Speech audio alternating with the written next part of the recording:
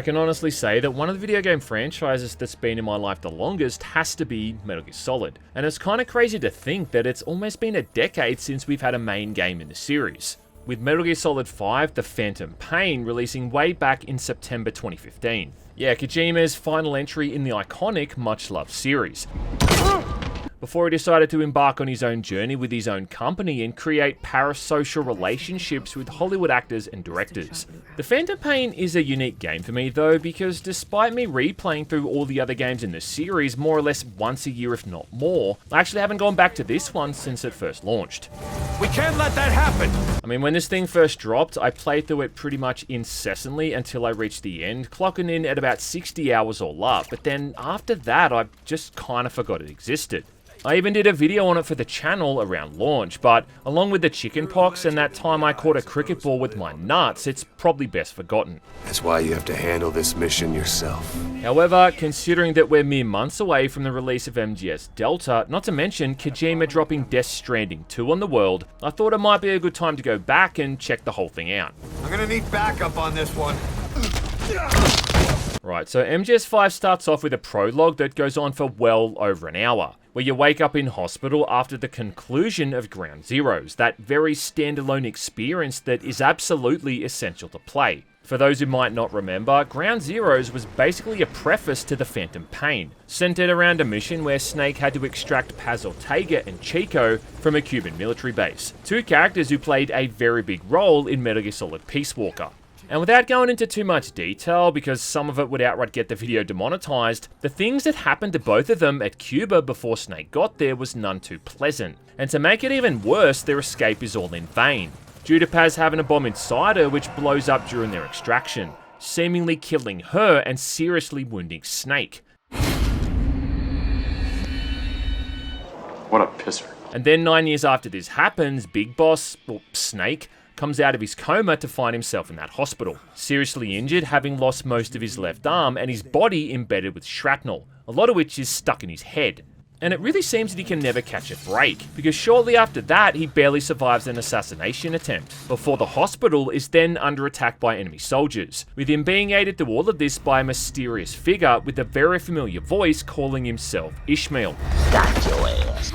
Anyway, this then begins a very lengthy sequence, most of it spent literally crawling as you try to escape without being murdered by this attacking force, a lot of which is really nasty stuff too, showing all these innocent people getting brutally gunned down. I do like a lot of the way the cinematics are shot though, and the cinematography in MGS 5 is pretty damn unique, having an almost documentary feel to it, as if a cameraman's following the player around the entire time, with almost all of the action being shot from the same perspective as the player, if not just on ground level, compared to the cinematics in the previous games, which were usually framed and edited in a way where they just kind of looked like a big budget movie. There's something coming up! Along with all of that, this prologue introduces a couple of super powerful, downright paranormal figures, both of which have deep connections to Metal Gear Solid's overall lore. Because yeah, in case you forgot, this series loves referencing itself every 5 seconds. Eventually though, after a whole lot of stuff happening at once, Big Boss escapes the hospital and meets up with Ocelot. Get on! I'm on your side! Before the two of them then head to Afghanistan to rescue Miller, with Boss now referring to himself as Venom Snake, featuring what has to be one of the hardest musical drops in the entire franchise during this really cool montage.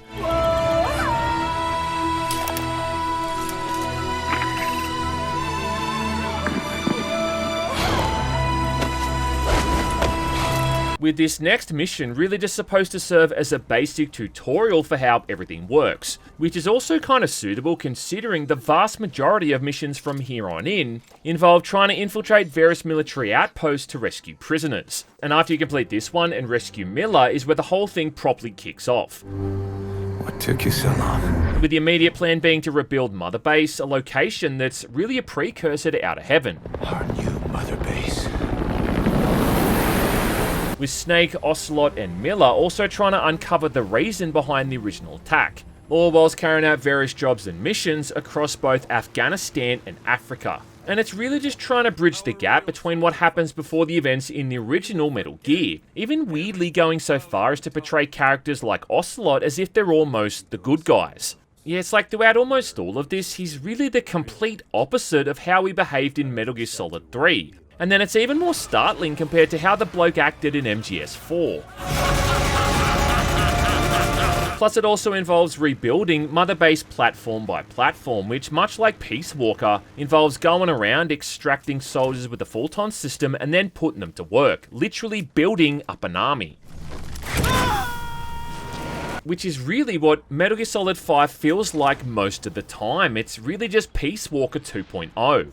Even the closest thing we get to a main villain, old mate Skullface, is very similar to Hot Cold Man. Both of these guys used to work for the CIA, and then there's even a sequence in both games where they push Huey Emmerich down a set of stairs. I'm taking your legs back. In Peace Walker, it was when the guy was in a wheelchair, and here at MGS5, it's when he's got his mechanical legs. And yeah, it's like those poor Emmerichs, they just can't catch a break. And even after Huey starts working with Snake again, it's like they still seem to torture the guy just for funsies. I guess Kojima just really likes to make the Emmerich bloodline suffer in these games. Either that, or he just thinks it's funny seeing handicapped people getting thrown downstairs. Either way, where the story eventually ends up at is that Snake has to stop Skullface from unleashing an early Metal Gear variant named the Sahelanthropus, which, like all Metal Gears, has that nasty capability to launch nukes. Yeah, again, similar to the Peace Walker. Which also means that we've got yet another antagonist in a Metal Gear Solid game who's really just trying to hold the world at ransom with the threat of nuclear warfare. And I still can't tell if Kojima is trying to keep everything on brand here or if he's just a lazy writer. The other threat going on is this weird parasite thing that's been developed, which is transmitted through people's vocal cords, which ends up turning them into more or less zombies, really feeling like something out of a Resident Evil game.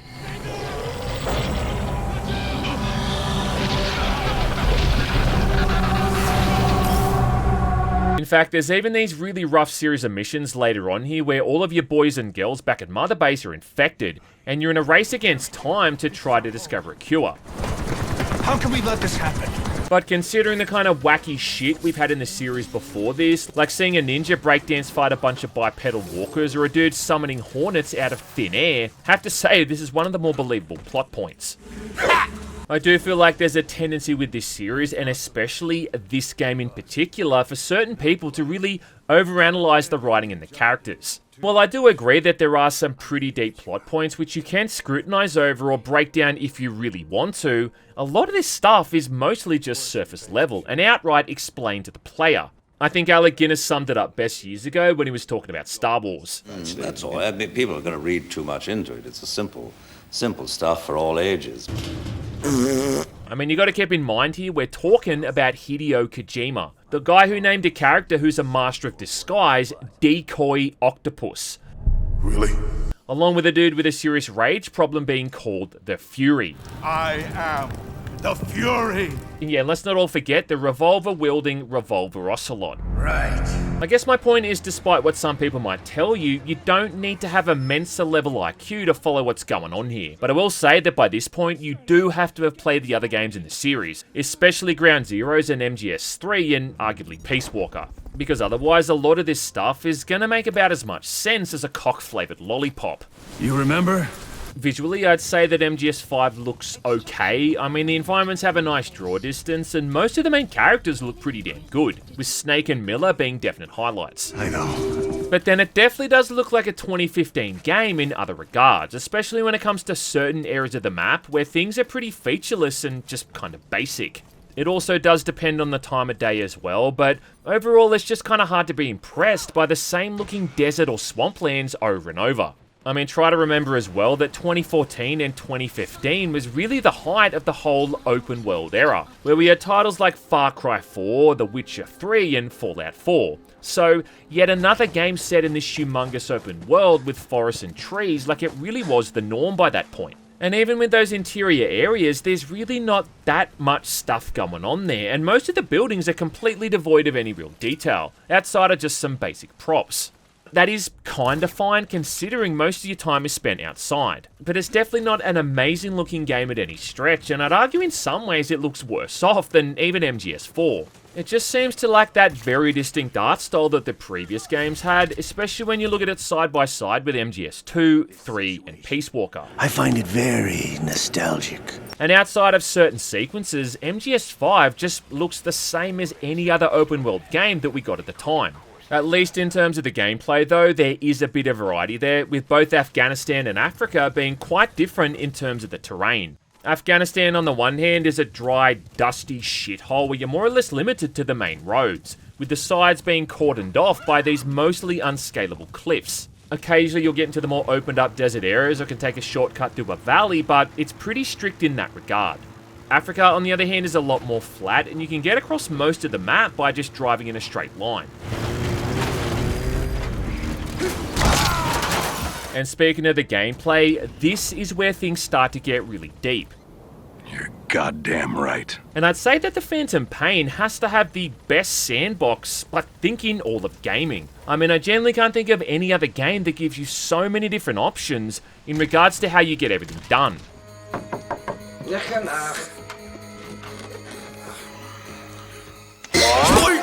It's really just the culmination of every other mechanic from the previous games in the series all rolled into one, and it starts to make sense why they never made a 6th game after this. I mean, where could they possibly go from this point once the formula's been pretty much mastered? Spit it out. It's just like anything else that they would have added in from this point would just be a minor update to a system that already feels like it's got every single possible element crammed in. So you get all the different movement options, like being able to sprint, run, crouch walk, and then crawl. And the whole dodge roll move they implemented in MGS2 is now replaced by simply diving to the ground, which sounds like a bit of a downgrade, but is an absolute godsend when someone's detecting you. You can aim in either third-person mode, or for more precise aim, can utilize a first-person perspective, and going for headshots is still far more effective than hitting anywhere else. What's also cool as well is how you get the choice to carry out missions during either the night or the day, which alone makes a massive difference to how things play out. Drop in during the daytime, for instance, and enemies are going to be able to spot you from miles away. But drop in at nighttime and you're more or less completely invisible unless you go sprinting right up to someone like a complete idiot. You've even got Snake's Phantom Cigar, which causes time to quickly progress, you know, in case you want to go from one to the other. And even this item alone is an absolute vibe. Enemy presence. The map has been updated. You're still given the option for either stealth or combat, but they don't put that tactical espionage action on the cover for nothing. And staying out of sight and out of mind is still the best method. And there's even environmental effects which can affect this stuff even more, like rain, which helps to muffle your footsteps, or those other moments when there's a sudden sandstorm. Yeah, not to be confused with the Darude song of the same name. As for the whole night and day cycle, I often find that I end up doing a combination of both. I mean, if I'm out there during free roam, I'll usually stick it to the daytime just to make things a bit more challenging. But then during the main story missions where you're trying to get the best rank possible, nighttime just makes this stuff objectively easier. And then even that can end up affecting things in the long run too, because if you decide to do all of your missions at night, well, then the enemies are going to start wearing night vision goggles, because they're expecting to be attacked during those times. Then on the other hand, if all you do is go around shooting people in the head with a Trang pistol, then they're going to start wearing helmets, or even full body armor to prevent that from happening. Which means you're going to have to start doing these little side ops to disrupt their supplies. And I can't think of a single other game outside of Peace Walker that changes things around like this to create a dynamic challenge for the player. I do remember that in Dishonored, if you went too loud and lethal, that the later missions would have more enemies walking around. But none of that is on the kind of level we get in MGS5. Oh yeah, I can't forget to mention as well, you've got all the classic MGS items, like the cardboard box, which still serves a whole multitude of uses. There's also that inflatable decoy from Peace Walker that you can throw out to get someone's attention, making it easier to then slip up right behind them. And what's kind of awesome too is how easily you can have this stuff dropped off to you in the field at any time. With there even being a little side trick here too, we can knock people out with a supply drop if you aim it right. But I'd say that the coolest new addition is Snake's prosthetic arm, which in some ways is an outright upgrade over his former human arm, which is also keeping things in line with the amount of people that seem to lose their limbs in this series. What? My hand! Now this thing can be used to distract enemies, but it also has a few other unique functions, like being able to knock someone out with an electrical shock. You've got a sonar mode to help ping things nearby, and then one of the weirdest ones where you launch it out to punch people in the face remotely. And I just keep forgetting how useful, not to mention how much fun it is to use. With there also being other upgrades built into it, some of which increase your movement speed or even damage reduction.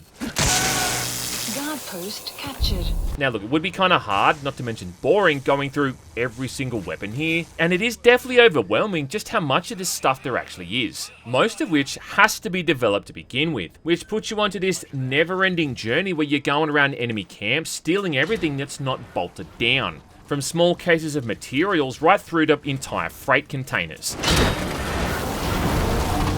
And yeah, like quite a lot of time is really spent out there trying to find these resources to build all this new stuff back at your base, whether it be weapons, new items, or just expanding platforms. But even then, like a lot like MGS3, you can mess with the enemies in some non-direct ways too, like shooting out the radio at an outpost so they can't call for help. Nice work. Keep it up. Or even destroying their anti-aircraft radar, allowing you to land your chopper much closer. You destroyed their anti-air radar? Along with the whole morality system thing going on as well, which truly was the style at the time. Which was the style at the time? Where you either lean towards essentially being good or evil, depending on whether you kill or incapacitate enemies. There's even a whole thing going on here too, where if you spend too much time running around out there in the field, well, you'll end up getting dirtier than a second-hand butt plug, and have to take showers back at Mother Base to clean yourself up.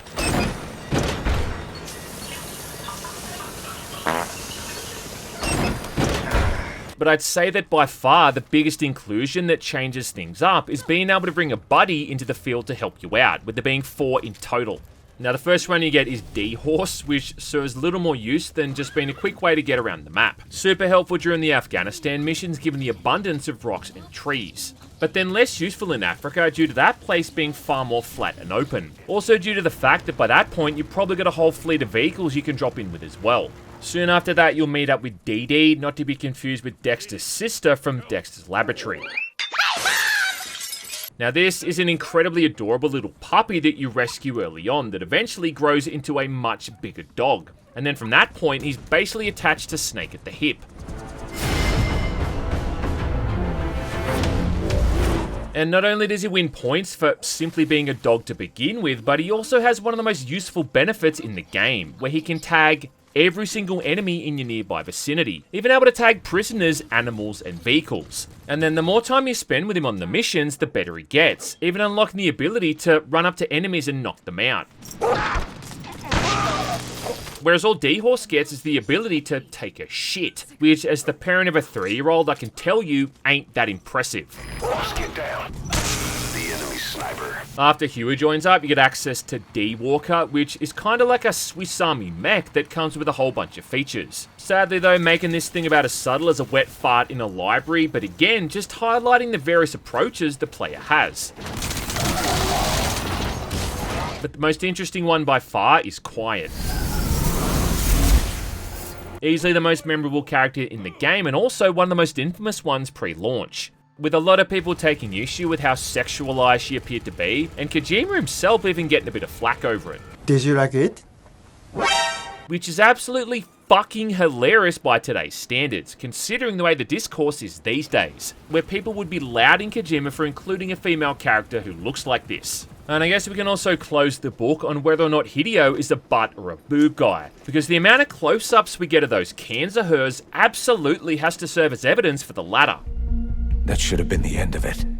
But, all things considered, you look pretty damn healthy to me. But she's also interesting because she's super crucial to the overall plot, and is the one who was originally trying to assassinate Snake in the hospital, though for various reasons that we discover throughout the game, her allegiances end up shifting. In fact, it's even for these story-related reasons that Quiet is true to her namesake, and outside of some humming here and there, she's practically silent, filling in the role as this watchful protector who hangs back from a distance, covering you with sniper fire. This complete. Early on, she's not super useful, simply because her rifle instantly gives her position away. But even then, like, you can still order her to open fire on an outpost, and she'll usually be able to take everyone out with little issue. Guard post captured. And then by that point where you've unlocked any of the suppressed rifles for her, the whole thing just becomes a joke. A joke! Guard post captured. Plus, Quiet also epitomizes how Kojima has really found the perfect way to satisfy his very obvious preference for putting attractive women in his video games. Something that I'd argue started with MGS4 and the BB unit members, and if the future is any indicator, is no doubt going to continue in Death Stranding 2. But I will give him and Yoji Shinkawa credit though, in that these guys absolutely know how to design memorable female characters. And some of the moments between her and Snake are what the kids refer to as absolute cinema. So whether or not you approve of her attire, it doesn't matter, because there is a reason why she dresses and acts the way she does, really making her serve as more than just eye candy. You know, even if some of those idle poses in the chopper might suggest otherwise. I mean, damn.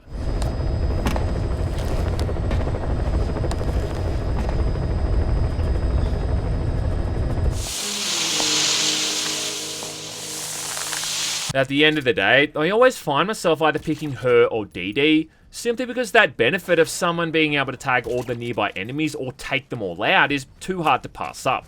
But either way, like, I've always tried to play the MGS games non-lethally because I genuinely think that's the proper way you're supposed to play them, simply because killing people is just like a lazy approach. Even when you knock someone out in this game, they're still likely to wake up a short while later. And while it's easy enough to do this to most of the enemies from outside their field of view, it still leaves that lingering threat of them eventually waking up and calling for backup. But more than that, like, it does feel like it fits into the theme of the game itself, having you play as this legendary, almost mythical soldier that's slowly making a name for himself throughout all these various deeds. The concept that you're becoming this legendary figure that even enemy soldiers eventually are inclined to fight for.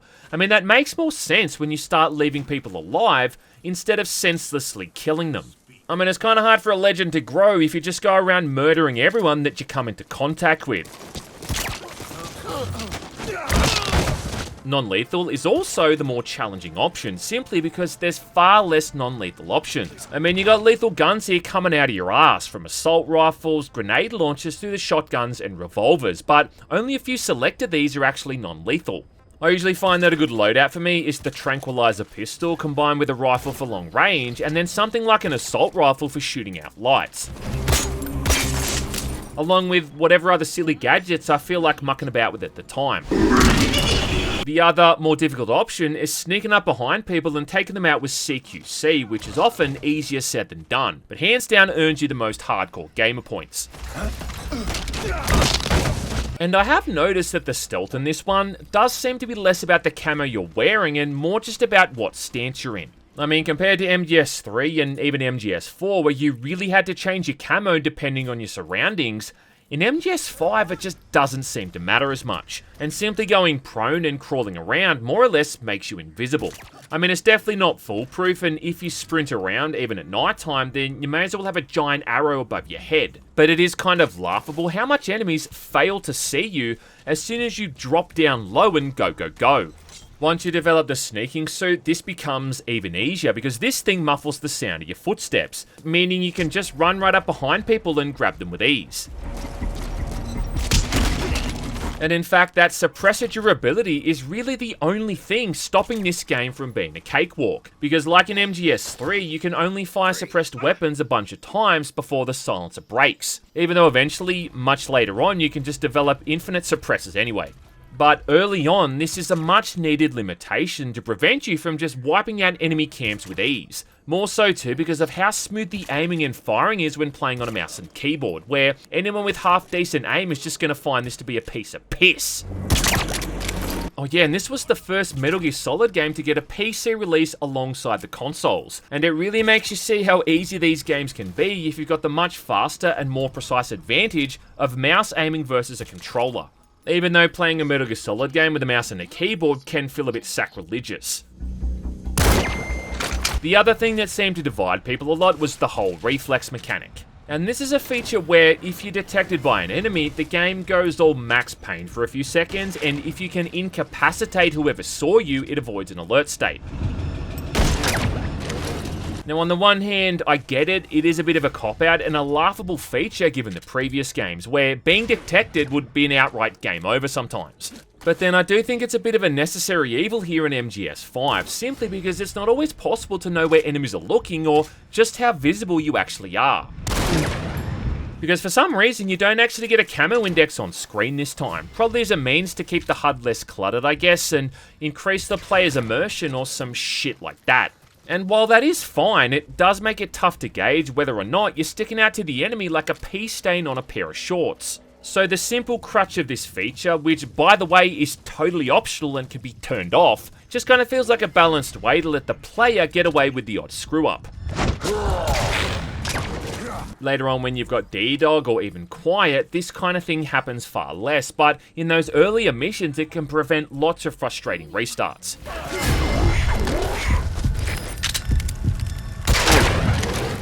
So overall, all of this is really just the apex of everything this series has been about, putting you into a world that exists around you and letting the player choose how they want to interact with it. It's kind of like, here's your objective on this area of the map. We don't care how you get there, we don't care how you do it, just get it done. And very few games truly offer up that kind of freedom. And the whole thing is just a vibe. Picking a drop-off point in the chopper, riding in while your legs dangle off the side, the wind catching in Snake's little ponytail, before you jump down and then head off on your mission. Be careful down there, boss. Even just that addicting element where you get to go around extracting all those soldiers back to Mother Base. You scan all these people with your binoculars to reveal their power levels, with soldiers often then having unique skills and attributes that affect things back in Mother Base. And that gradual increase in average skill with the soldiers means that it's always going to be rewarding and beneficial to be doing this. In fact, I've still got a screenshot folder of all the super high level soldiers I came across and collected during my first playthrough, like it was a bunch of trophies or something. But my point is that even this feature you could spend literally hours just messing around with alone, and building up your own personal private army. The world calls for wet work, and we answer. The main criticism I do have with MGS5 though is that a lot of the time it really doesn't feel like a Metal Gear Solid game. Good. Now the way that I'd summarize the other games in the series is that they're all about open-ended gameplay but combined with a tight overarching narrative. And that's something that can be said even as far back as Metal Gear Solid 1. It's like you might have been given freedom in how you got to whatever your next objective was, but you always knew very clearly what was expected of you next. Of course. Whether it be trying to find out how to make contact with Meryl in MGS1, or going through the different struts in MGS2 defusing a bunch of bombs. Then once you accomplished that goal, you'd get a series of cinematics or cutscenes to progress things onward. You're way ahead of me, kid. I still have one to go. A lot of the time though, MGS5 just doesn't have that at all, and quite a lot of the main story missions have objectives completely unrelated to your overall goal, often not having any important or crucial cinematics at all. So it's like on the one hand, they got the open-ended gameplay thing down pat, very much so, but then on the other hand, it just doesn't always have the story and the writing to tie the whole thing together. It is keeping things in line with Mother Base being this private military force out for hire to the highest bidder, but it does often make some of the missions feel a bit directionless, since all they often end up getting you is an arbitrary amount of resources after completion. Amazing. Mission complete. That right there is why you're the best, boss. The one and only. I mean, there are still those times when the game sends you back to Mother Base to watch a cinematic, all of which are pretty damn cool and interesting. But it can be common to go for hours at a time without any of this stuff, just completely uninterrupted out there in the field. And I don't know, man, but it just doesn't feel like Metal Gear Solid during those times. It's just like an open world military exploration and base building sim. Now, according to what I could find on YouTube, the total amount of cinematics in MGS2 and 3 runs for about 5 hours all up. Whereas in MGS4, it was almost double that, around 9. Here in MGS5 though, it's down to around 4, most of which I'd even argue is in the prologue.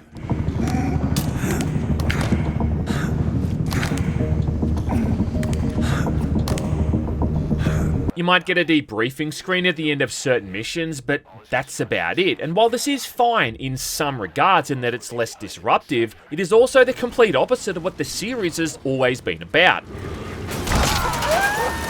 Even Snake barely talks. And I don't know how familiar with the franchise you guys might be, but if you played any of the other entries, then you know how chatty the main characters usually are. Especially Raiden in MGS2, man. I mean, that guy needed to make a fucking codec call every single time a single thought entered his brain. Raiden here. I took care of the C4 in Strut C. Bitch, are you for real? And yeah, like I know there's some arguably justified reasons as to why Snake doesn't talk that much here, but even bringing that whole twist up, which we'll get to soon enough, I think that proves my point even more. Oh yeah, and speaking of the codec calls, those are more or less completely gone, replaced now with a real-time system where Ocelot or Miller chime in during gameplay. That's African Peach. The shape of its petals gives it the nickname the pincushion. With the closest we get to the old codec conversations being the dozens, if not hundreds, of optional cassette tapes you gotta listen to. What's not helping either is that a lot of the story missions are super repetitive, usually just being something along the lines of heading into an area and rescuing prisoners or neutralizing a specific target. A lot of them also involve dealing with vehicles, be it tanks or choppers, all of which you can either destroy or just extract back to Mother Base. And then all the various side-ups are usually the same thing, repeating like half a dozen mission structures over and over, only in increasingly more challenging scenarios. Side-up completed. It's really just the same system they used with Peace Walker, only in that instance it made sense, considering that that was made for a handheld platform, where presumably people weren't going to have that much time to spend hours on end playing it. So a mission you could hop into and beat within 5 to 10 minutes made a lot of sense, but whereas here, to spend all this time doing prep work and then dropping into an area, ends up feeling like you're spending more time doing that stuff than completing the mission itself. Side ops list updated. How about the fact that even for some of these main story missions, you can choose to play them not even as Snake, subbing him out for one of the soldiers back at Mother Base. It does also seem that for almost every single one of these, your ranking at the end is just based off how fast you went, as opposed to necessarily playing the mission skillfully. I mean, I've had missions where I got detected numerous times. I went full-on Rambo mode out of rage and killed a whole bunch of people, and yet at the end I still got an S rank. Complete and how? They're gonna tell stories about this one, boss. Which again goes completely against the other games, where obtaining the highest ranks meant you more or less had to ghost the entire thing. You're also not going to get the best possible scores during your first attempt, nor are you going to be able to have a clue about any of those optional side objectives, which also showcases this element of replaying these missions over and over until you master them. I think the worst things though are all of the missions where they force you into combat, most of which involve having to fight this enemy group called the Skulls, because in lieu of Foxhound, Dead Cell, the Cobras or the BB unit, about all we get so far as the boss fights go.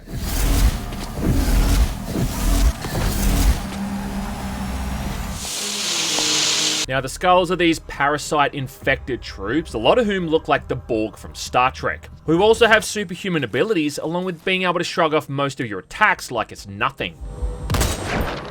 And for most of these, it's not even about skill, it's just about have you developed the most powerful weapon you can use to take them out.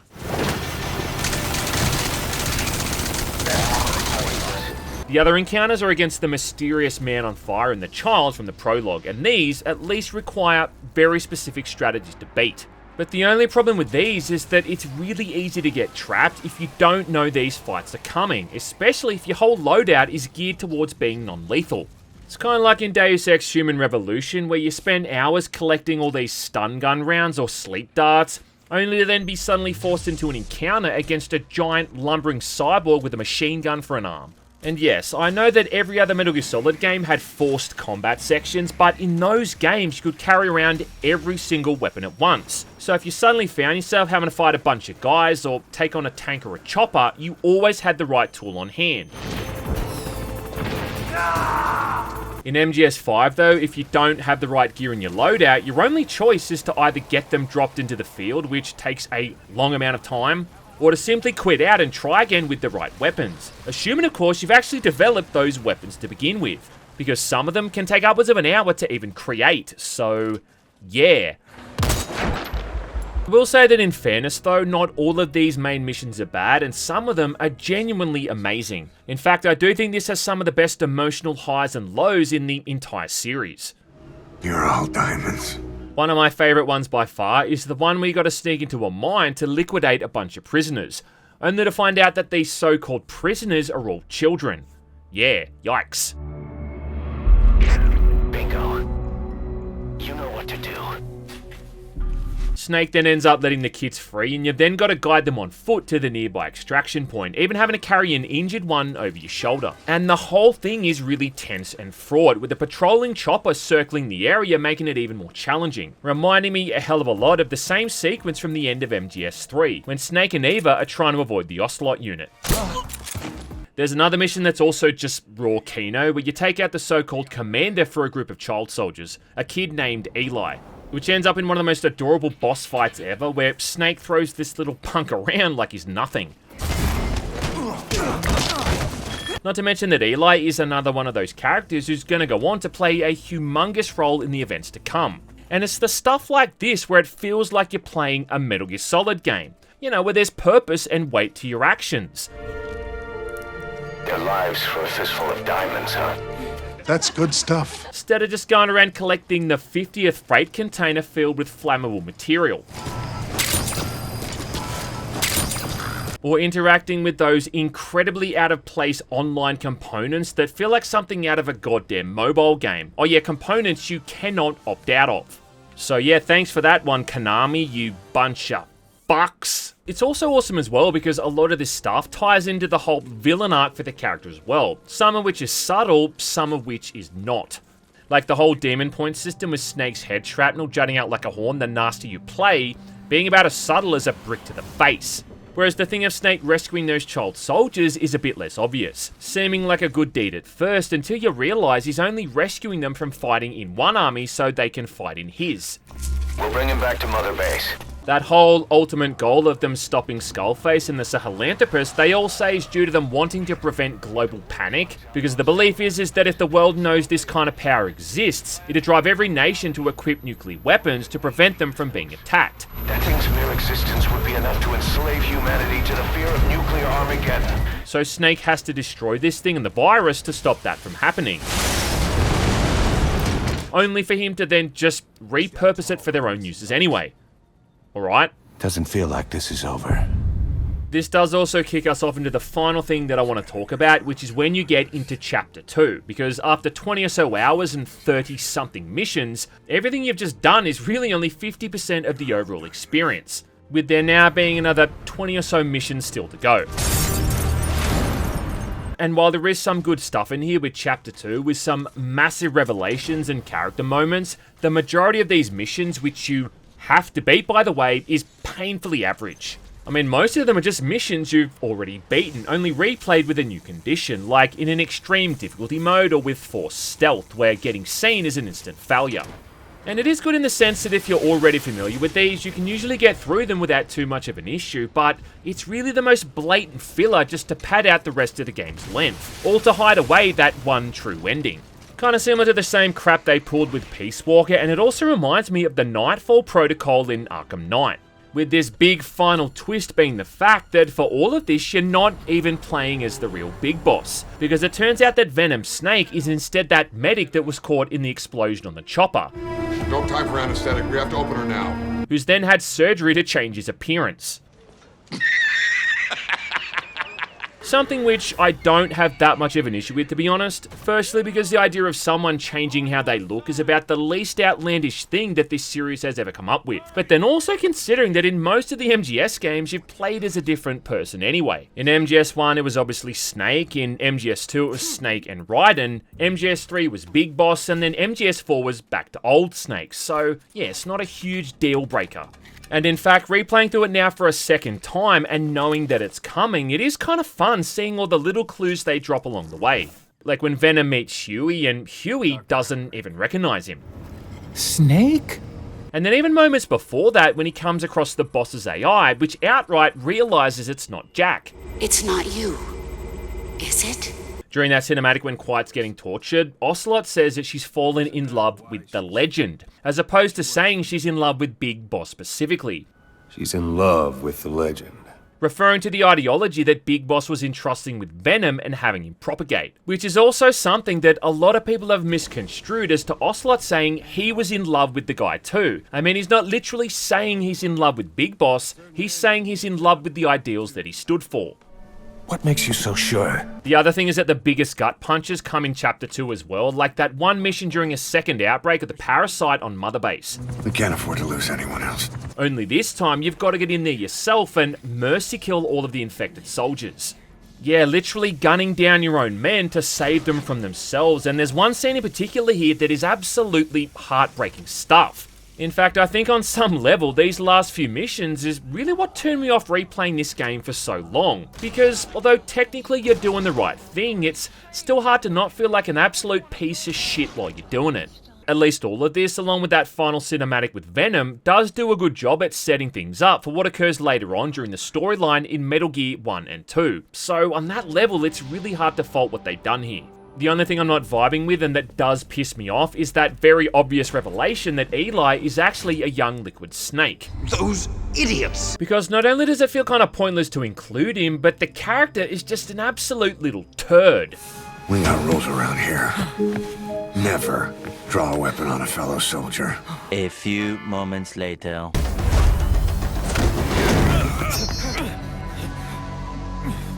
What an asshole. If it had painted him in a different, sympathetic light, well then maybe they would have been onto something, but instead he's just portrayed as a total prick. I mean, this guy's an asshole when he was an adult, and yeah, he was an asshole when he was a kid. No surprise. No doubt. Overall, it is a weird feeling seeing all of this stuff culminate, considering it's technically the finale to the series. But then it takes place at a point in the timeline where things haven't even really kicked off yet. And especially when you think about how much closure they had during the ending for MGS4, where Kojima spent like 90 minutes wrapping the whole thing up. This is good, isn't it? At the end of the day though, I don't think there's ever been a bad Metal Gear Solid game, and the great thing about it is you can really see the jumps each of them have made from generation to generation. From its earlier days back on the PlayStation 1 through to this final entry on the PS4 and the PC, it's a series that's endured the test of time, and something that people are still frothing about decades later. And I don't know if I'll be going back and replaying through MGS5 anytime soon, but it absolutely still works. There's this wonderful interactive experience, created by a brilliant Japanese dude who has a serious fondness for cardboard boxes, not to mention gratuitous cleavage. A design philosophy which a lot of modern game developers could absolutely learn something from. Mission complete, and how? They're gonna tell stories about this one, boss.